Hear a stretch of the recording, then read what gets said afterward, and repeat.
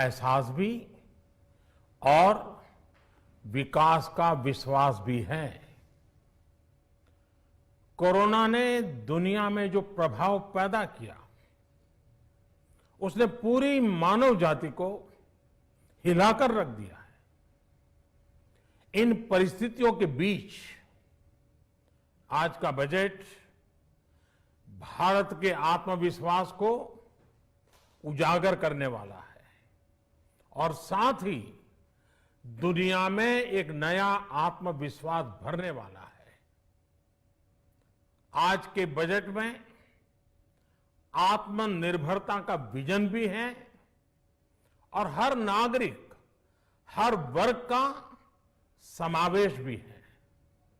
हम इस बजट में जिन सिद्धांतों को लेकर चले हैं वो हैं ग्रोथ के लिए नए अवसरों, नई संभावनाओं का विस्तार करना, युवाओं के लिए नए अवसरों का निर्माण करना, मानव संसाधन को एक नया आयाम देना, इंफ्रास्ट्रक्चर निर्माण के लिए नए नए क्षेत्रों को विकसित करना, आधुनिकता की तरफ आगे बढ़ना, नए सुधार लाना। साथियों, नियमों और प्रक्रियाओं को सरल बनाकर आम लोगों के जीवन में ईज ऑफ लिविंग को बढ़ाने पर इस बजट में जोर दिया गया है। ये बजट इंडिविजुअल्स, इन्वेस्टर्स, इंडस्ट्री और साथ ही इंफ्रास्ट्रक्चर सेक्टर में बहुत सकारात्मक बदलाव लाएगा। मैं इसके लिए देश की वित्त मंत्री निर्मला जी को और उनके साथी मंत्री अनुराग जी और उनकी टीम को बहुत बहुत बधाई देता हूं। साथियों, ऐसे बजट देखने को कम ही मिलते हैं जिसमें शुरू के 1-2 घंटों में ही इतने सकारात्मक रिस्पांस आए। कोरोना के चलते कई एक्सपर्ट्स ये मानकर चल रहे थे सरकार आम नागरिकों पर बोझ बढ़ाएगी, लेकिन फिस्कल सस्टेनेबिलिटी के प्रति अपने दायित्वों को ध्यान में रखते हुए सरकार ने बजट साइज बढ़ाने पर जोर दिया। हमारी सरकार ने निरंतर प्रयास किया है कि बजट ट्रांसपेरेंट होना चाहिए। मुझे खुशी है कि आज अनेक विद्वानों ने इस बजट की ट्रांसपेरेंसी की सराहना की है। साथियों, भारत कोरोना की लड़ाई में रिएक्टिव होने के स्थान पर हमेशा ही प्रोएक्टिव रहा है। चाहे वो कोरोना के काल में किए गए रिफॉर्म्स हो या फिर आत्मनिर्भर भारत का संकल्प, इसी प्रोएक्टिवनेस को बढ़ाते हुए आज के बजट में भी रिएक्टिव का नामो निशान नहीं है।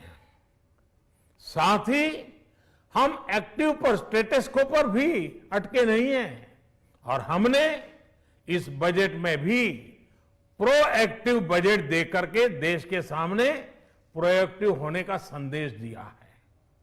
यह बजट उन सेक्टर्स पर विशेष रूप से केंद्रित है जिनसे वेल्थ और वेलनेस दोनों ही तेज गति से बढ़ेंगे, जान भी जहान भी। इसमें एमएसएमईज और इंफ्रास्ट्रक्चर पर विशेष रूप से जोर दिया गया है। इसी तरह ये बजट जिस तरह से हेल्थ केयर पर केंद्रित है वो भी अभूतपूर्व है। ये बजट देश के हर क्षेत्र में विकास यानी ऑल राउंड डेवलपमेंट की बात करता रहता है। खास तौर पर मुझे खुशी है कि इस बजट में दक्षिण के हमारे राज्य, पूर्वोत्तर के हमारे राज्य और उत्तर में लेह लद्दाख जैसे क्षेत्रों में विकास पर विशेष ध्यान दिया है। ये बजट भारत के कोस्टल स्टेट्स जैसे तमिलनाडु, केरल, पश्चिम बंगाल, इनको एक बिजनेस पावर हाउस बनाने की दिशा में एक बड़ा कदम उठाए।